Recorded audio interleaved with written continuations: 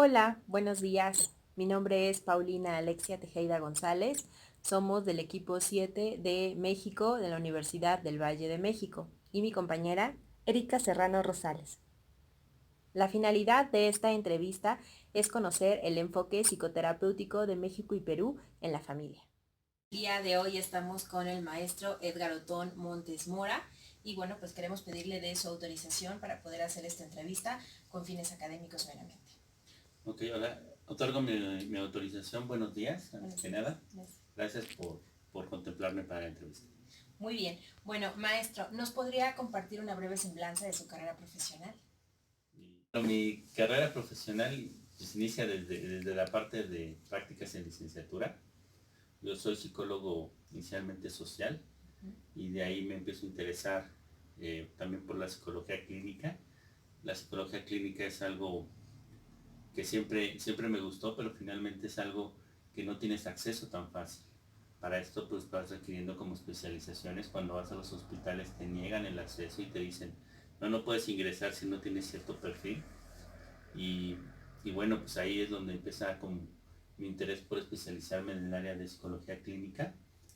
Y fue algo muy grato porque cuando yo me estaba preparando, pues desde el principio eh, había como esta parte de prácticas profesionales sugeridas, porque pues bueno, ahora ya todo está programado, pero antes era sugerido. Uno buscaba realmente las cosas cuando le interesaban, no se las ponían así como es ahora, ¿no? Que por ejemplo nosotros manejamos práctica uno 2 3 no, ahí no había ni prácticas, nada más era sugerido que tú pudieras hacerlas. Entonces disponías de un tiempo extracurricular dentro de tu preparación escolar y me dedicaba con supervisión de otro especialista a atender pacientes. Ya analizábamos casos, atendía casos y ellos me iban diciendo en dónde podía mejorar, etc. ¿no? Y la experiencia al final de mi preparación del área clínica fue que mis mismos docentes me empezaron a canalizar gente, ¿no? A pacientes que a ellos se les estaba complicando o que por cuestiones éticas ellos no podían atender. Me decían, te voy a canalizar a mi paciente porque, pues, para que lo atiendas, ¿no? Entonces eso fue algo muy rico, muy bueno en relación a ese desarrollo. Y pues actualmente pues ya tengo una carrera un poquito extensa, más de 8 años en el área clínica. Atendemos pacientes en consulta particular, en consulta pública, porque también trabajamos para una institución de salud. Y bueno, los protocolos son diferentes, pero la tarea es la misma, ¿no? Que es orientar, en este caso, a las personas. Muy bien, ¿podría compartirnos a qué se dedica actualmente? Digo, ya nos comentó un poco que da psicoterapia de forma particular y también en la salud pública.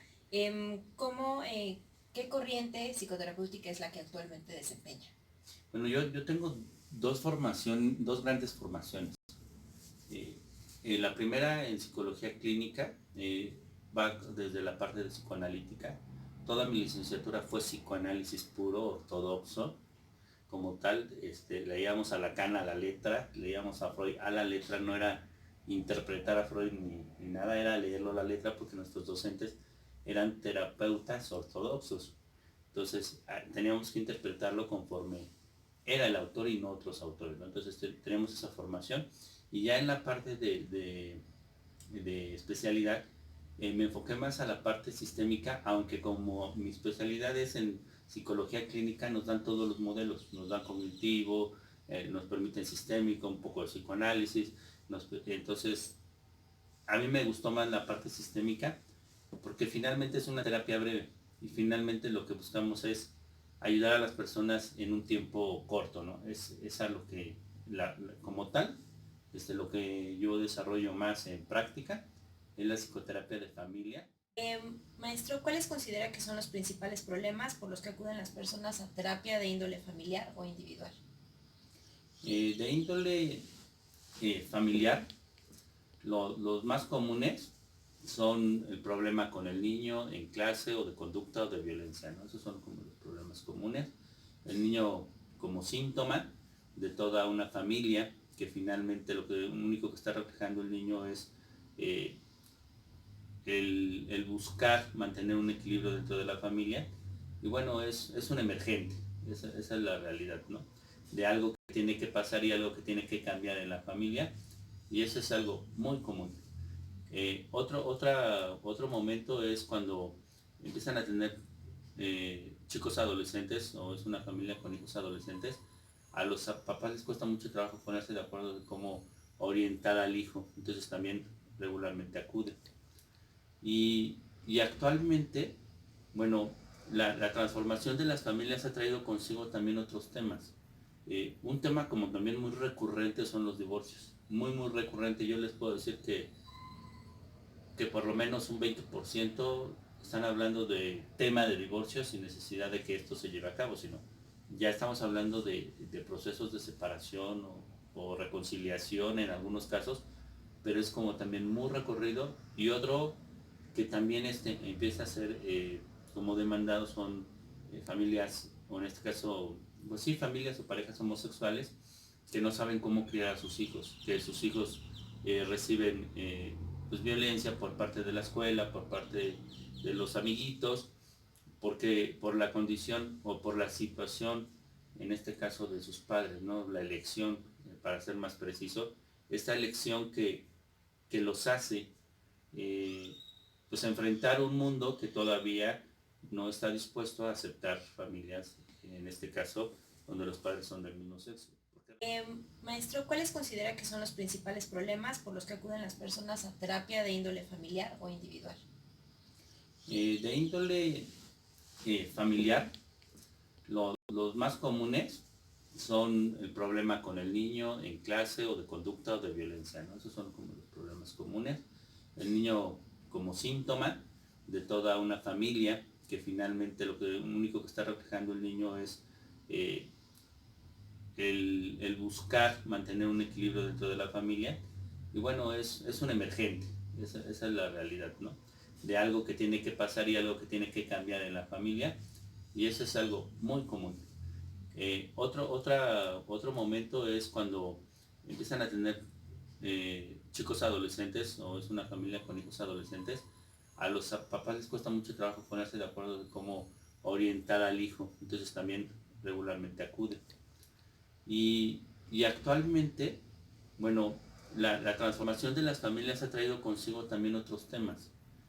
Un tema como también muy recurrente son los divorcios. Muy recurrente. Yo les puedo decir que por lo menos un 20% están hablando de tema de divorcio sin necesidad de que esto se lleve a cabo, sino ya estamos hablando de procesos de separación o reconciliación en algunos casos, pero es como también muy recorrido. Y otro que también empieza a ser como demandado son familias, o en este caso, pues sí, familias o parejas homosexuales que no saben cómo criar a sus hijos, que sus hijos reciben pues violencia por parte de la escuela, por parte de los amiguitos, porque por la condición o por la situación, en este caso de sus padres, ¿no? La elección, para ser más preciso, esta elección que los hace eh, pues enfrentar un mundo que todavía no está dispuesto a aceptar familias, en este caso, donde los padres son del mismo sexo. Porque realmente es eso, la sociedad todavía no está dispuesta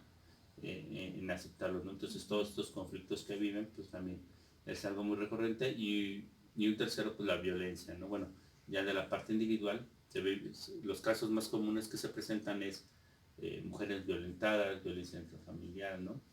Hijos maltratados. Actualmente, por ejemplo, hombres también como desorientados en relación a cuál es su rol actual, ¿no? Como que no saben cuál va a ser ahora su rol. Ya ha cambiado tanto la dinámica, donde la mujer se ha posicionado tanto laboralmente, que el hombre ya no sabe cuál es su rol. Incluso hasta en las relaciones de pareja, de repente ellos, los dos están como no convencidos de cuál va a ser el rol, porque viene mucha influencia social y viene como estereotipos que ya no es posible cumplir, ¿no? Entonces, esos son los principales problemas por los que asiste, o que yo he tenido en lo personal, que asisten las personas, ¿no? Muy bien. De acuerdo a su experiencia, ¿cuáles serían las principales diferencias entre el diagnóstico con un paciente que acude solo y uno que acude en familia? Bueno, desde el modelo sistémico, el diagnóstico va a encerrar precisamente todo el sistema. La diferencia, más que el diagnóstico, es la intervención. Es decir, por ejemplo, tú puedes hablar como de las mismas características que están rodeando el sistema con una familia completa o con un individuo, porque tú haces toda la exploración de todo el entorno del individuo. Pero finalmente, lo que va a cambiar es cómo vas a intervenir para generar el cambio. ¿Por qué digo esto? En una sesión familiar donde tenemos a varios miembros, pues puedes hacer algunos movimientos en los cuales puedes cambiar de lugar a algunas personas para demostrar un subsistema o para unir a un subsistema o para separar una coalición, etc. Lo que no puedes hacer con un solo individuo. Entonces, pero, pero la parte del individuo, o cuando viene solamente una persona, pues tienes que trabajar mucho, tienes que explorar mucho sobre cómo son sus interacciones, que reflexiones sobre su propio actuar y que además dejar tareas que vayan relacionadas a cambiar esa interacción que está siendo patológica con los demás, desde establecimiento de límites, desde incluso ser generador a lo mejor de violencia, etc. Entonces, el cambio se va a generar de manera distinta. Cuando tienes a la familia completa, todos los individuos participan casi al mismo tiempo y todos se hacen conscientes casi al mismo tiempo de la problemática, ¿no? Entonces, como que es un poquito más acelerado. Pero cuando es un solo individuo, pues ese individuo tiene que cambiar su entorno, su ecosistema prácticamente. Entonces, él solito tiene que ir en contracorriente y tú para lo que le ayudas es para soportar esa contracorriente y donde se detenga, decirle es por aquí. Esa es la parte que cambia y te cambia más en la intervención que realmente en el diagnóstico. Muy bien. Finalmente, ¿nos puede mencionar en su contexto una dificultad como Pues es que a lo mejor te digo, en el contexto la parte cultural, lo que les mencionaba hace un rato, ¿no? El tabú. El tabú de que el psicólogo es para locos, ¿no? Ese es como el freno más alto. De ahí en fuera, creo que, creo que la sociedad también se está haciendo consciente de que necesita ayuda. Eh, Hay mucha charlatanería en México y yo creo que también en otros países. Y esta charlatanería lleva a que, por ejemplo, mucha gente busque soluciones fáciles con estos charlatanes que además hacen toda una labor de venta muy buena, para ser honestos, hacen su labor de venta excelente, pero lo malo es que no les están vendiendo realmente soluciones a sus vidas, ¿no? Les están vendiendo solamente imaginarios, les están vendiendo solamente un placebo y a la larga, bueno, ese placebo, ese, ese tratamiento que le dan, pues es transitorio, entonces tiene un efecto igual transitorio. Y hacer ver a la gente que eso pues no les va a ayudar del todo, que precisamente es un paliativo, dentro del área de salud así le denominamos, ¿no? Es un paliativo para aminorar el sufrimiento, pero que realmente no está dando solución a su problemática, eso realmente es una barrera, ¿no? Eh, de ahí pues no encuentro como otra barrera dentro de mi contexto. Eh, Eso sería básicamente. Bueno, pues maestro, muchísimas gracias por su apoyo, por compartirnos todo esto, ¿no? Y bueno, pues finalmente, ¿no? Lo que era esta entrevista, la finalidad académica y conocer los enfoques psicoterapéuticos en México y en Perú. Muchas gracias.